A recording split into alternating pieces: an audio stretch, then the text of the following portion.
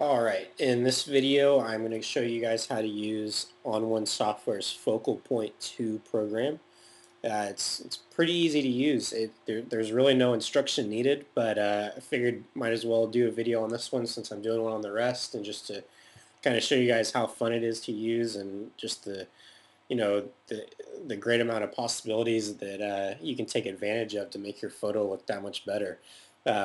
This is an image that I already like. It's one I took at a museum here in Fort Worth, Texas. And what I'm going to do is use focal point to kind of draw the focus of the viewer onto the art piece, more so than it already is. So what I'll do is I'll just do a Command J here on my Mac, or it would be Control J on a PC to duplicate my layer. That way, now that I have that layer selected, focal point is going to make its adjustments and add it to that layer, and that way I can still go back to this layer later if I need to. So with that layer selected, I'll double click focal point here, and it'll launch the program. Excuse my cluttered desktop there. And this is it. This is FocalPoint 2. Bring it up to full screen here. And what you have here is the focus bug. And wherever you put this, these kind of crosshairs here, that's where your blur is going to, originate from. So you can make it as small or as big as you want, and I'm just going to place it over the art piece here and adjust it accordingly. You can adjust the height and the width here. These little pullouts here, this one is for vignette, so I can make it dark, light, whatever I want, and then I can pull it in to change the midpoint. You can see that change there if you look closely. And I'll just kind of adjust it to where I think it looks nice, and I think that'll kind of work right there. I don't want too much vignette in a shot like this since my subject's not all that centered. And this little pull out here is going to adjust the blur, so I can change how much blur I want, and then I can adjust the feather of the blur, whatever I want to do. So that might be where I want the image, and maybe it just doesn't look quite where I want it. I can come over here and adjust my feathering here as well.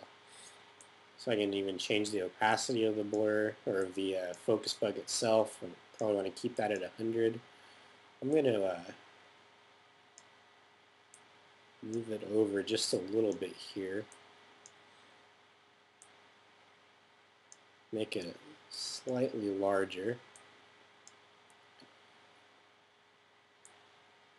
You can even adjust the aperture here, just the look of the blur. This is kind of emulating like a tilt and shift lens. And what I'm going to do now is come down here to where did I go here? To my options, and you can adjust the highlights in the image.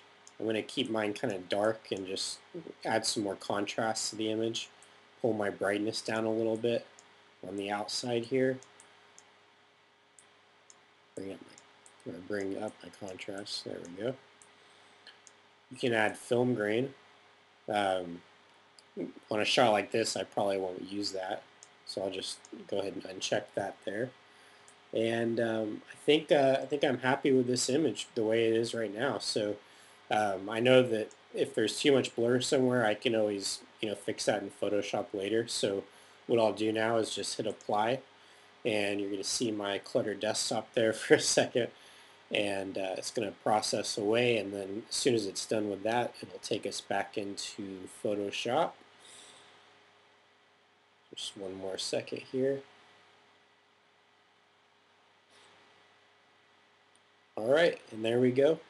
So as you can see here, this layer is the focal point result, so I can just rename my layer focal point, and I can adjust it on and off.